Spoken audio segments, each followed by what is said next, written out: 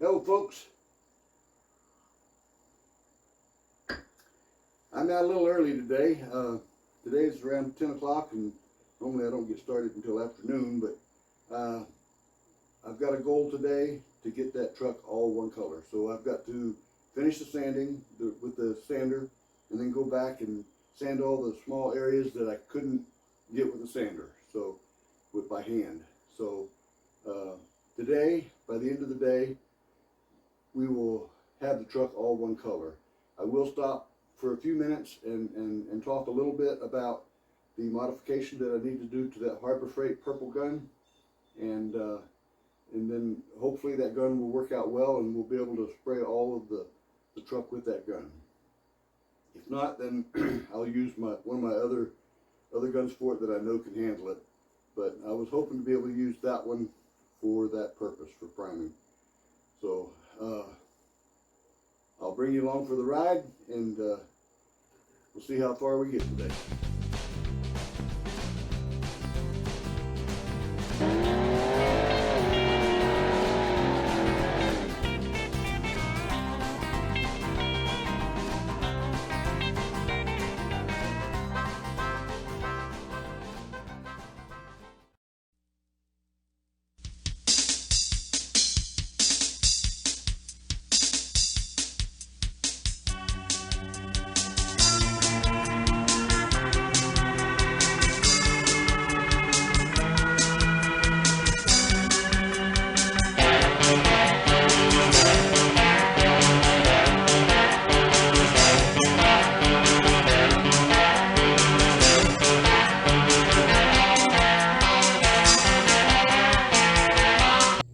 In case you're wondering what I was doing, the paint guns no longer come with a wrench. So I had to make a wrench to fit it. I didn't know what size it was, so I grabbed the one that looked closest, but it was a little off. So it was a 11/16. It should have been probably a 3/4. But I bought these wrenches, this set of wrenches, just for this purpose, because I knew I'd have to make one. Because the fluid tip where the wrench goes is so small, the normal wrench won't fit there. So now I have a wrench. It's actually a little too big now, but it should be fine. Let me take this off, and then I'll get into doing that drilling.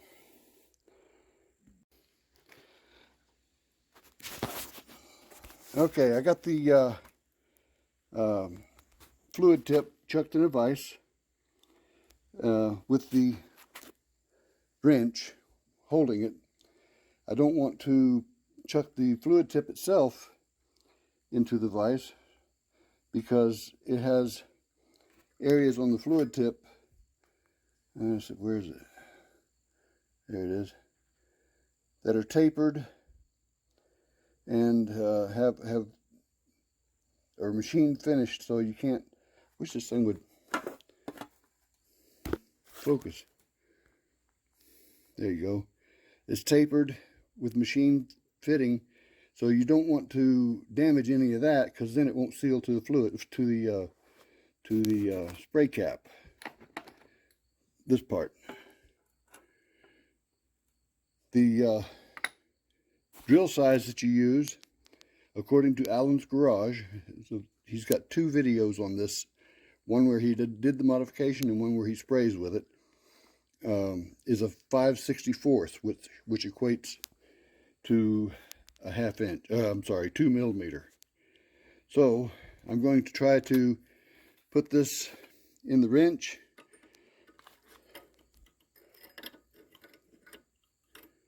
Like so, and hold it in place while I drill it with my air drill.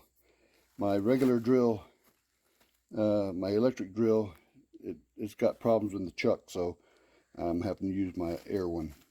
So it's going to be a little noisy, but I'll try to zoom it in down here so you can see what I'm doing.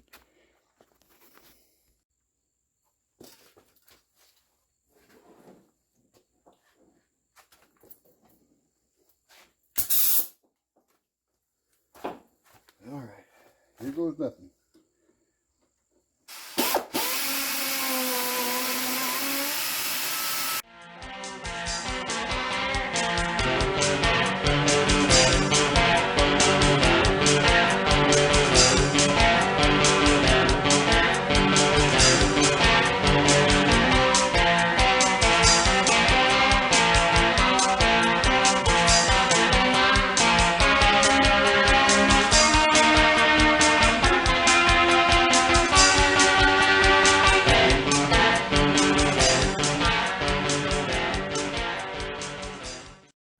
Okay, just to show you that it works, I've got some thinner in here. I realize thinner isn't as thick as paint, but still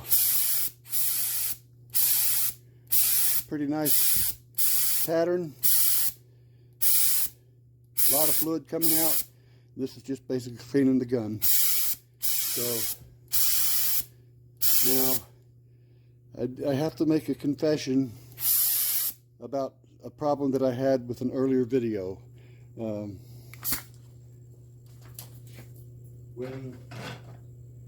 I primed the truck here in the front and on the top, all this area here in one of the earlier videos, I had a real big problem with my paint gun. It just, all it wanted to do was spit and sputter and all that.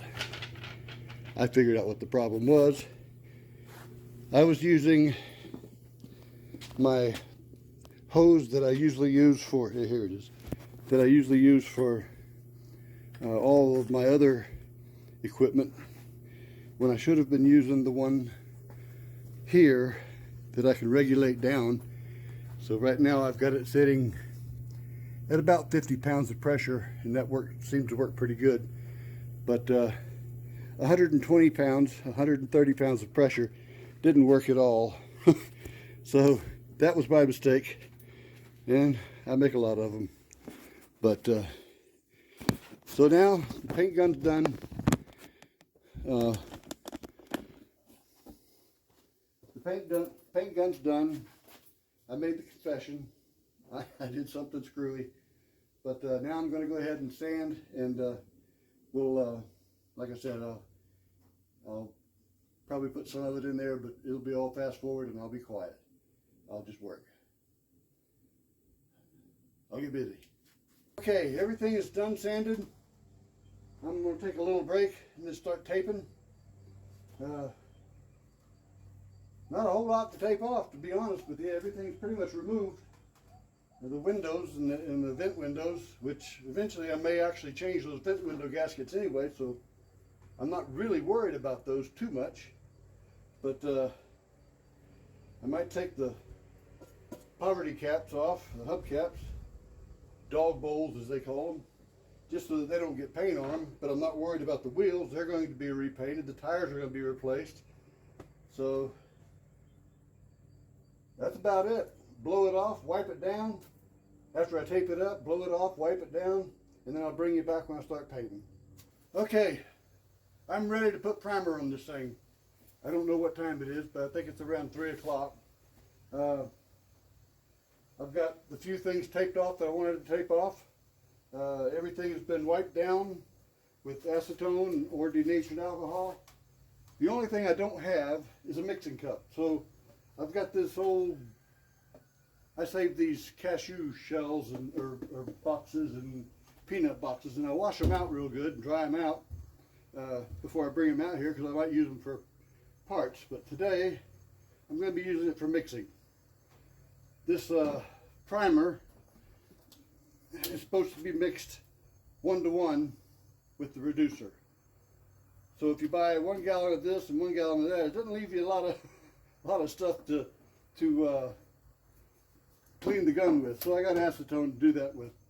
But anyway, I also saw a YouTube video the other day that uses probably the same stuff as this, and they were mixing it 2-to-1. In other words, 2 parts paint, 1 part reducer, and that put it on a little thicker.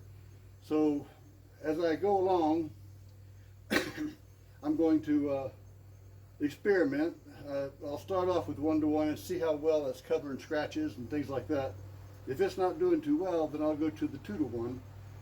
I'm pretty sure that this stuff will flash off and dry either way, so I'm not worried about that. What I am worried about is whether or not it fills. That's what I wanted to do, is fill the scratches, and so that I have less stuff to worry about whenever it comes down to putting the paint on.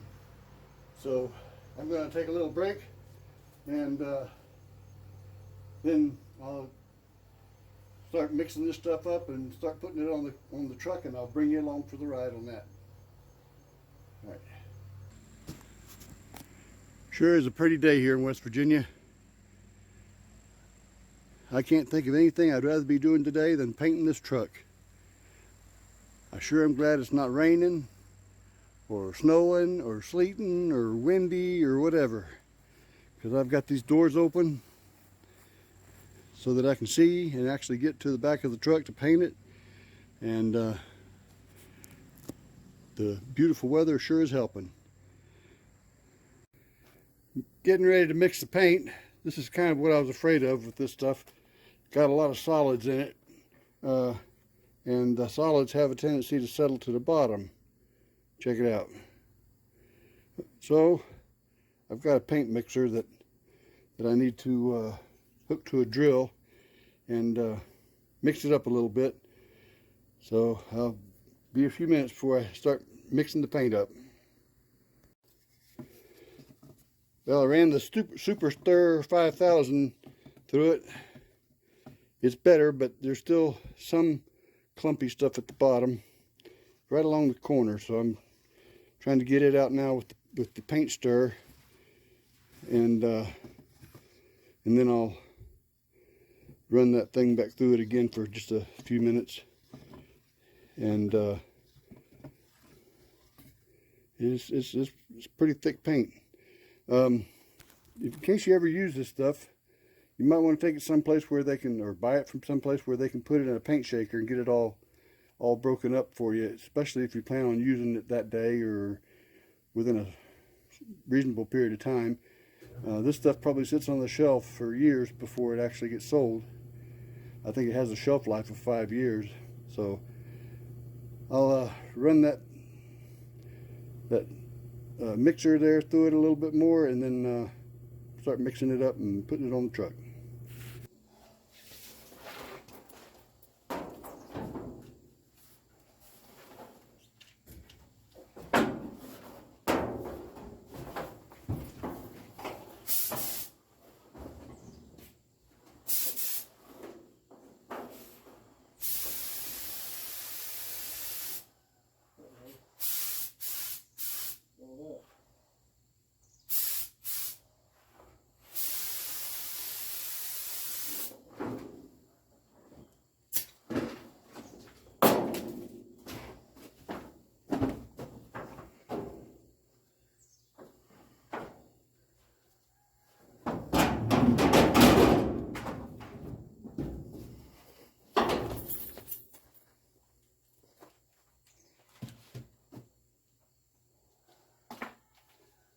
Well, that was an epic failure.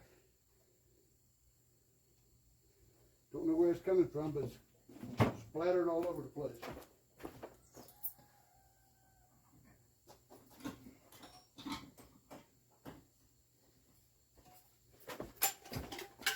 Should have stuck with what I know.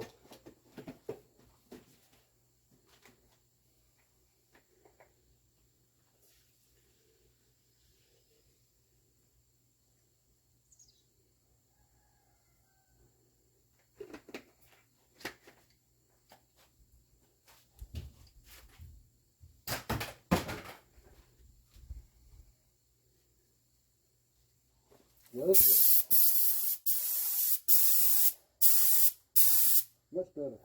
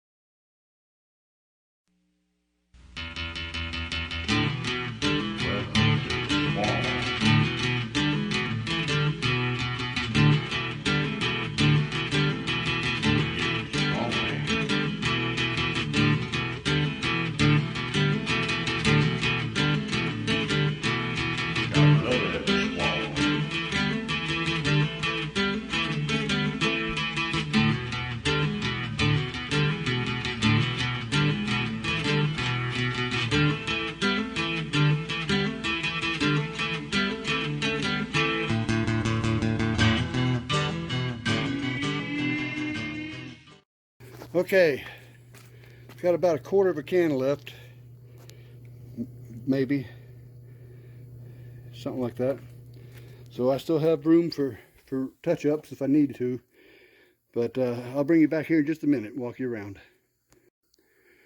Okay, with the exception of the bed, the truck is all one color. There are some areas where I did body work that are going to need to be readdressed.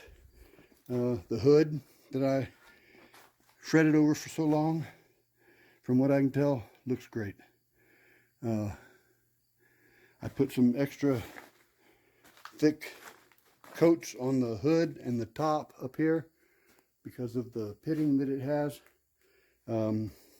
Areas that wasn't so bad, like this fender here, I just basically covered it. I also, around any area where there was body work done, I put the primer on extra thick. This area down here is going to have to be readdressed. I think this one up here may have to be. This one back here looks pretty darn good. The ones on the back, this one here could probably be done a little better, but I don't know that I'm going to worry about it. There's a dent that popped up there that I never saw before. And here you can see scratches from the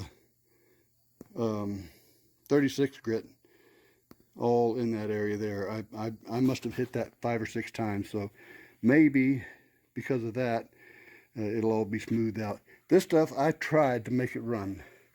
The best thing I could do was make it pile up like you see right here, which should easily sand. I did the same thing right here because I had touched the tailgate while it was wet with my shirt sleeve, I believe. But yeah, you can see some of the lines in here. The area down here, from what I can tell, it looks pretty good. We'll have to see what happens when we start sanding on it. This area here, all it needs, I believe, is some spot putty. I went looking for spot putty. I know I bought some, but I don't know where it is. So, and oops, looks like I missed that area, but that's okay. Nothing was done there. The rocker panels turned out great. Both sides. This door looks good. This fender looks pretty good. I think there's a little bit of waviness there. Kind of hard to tell.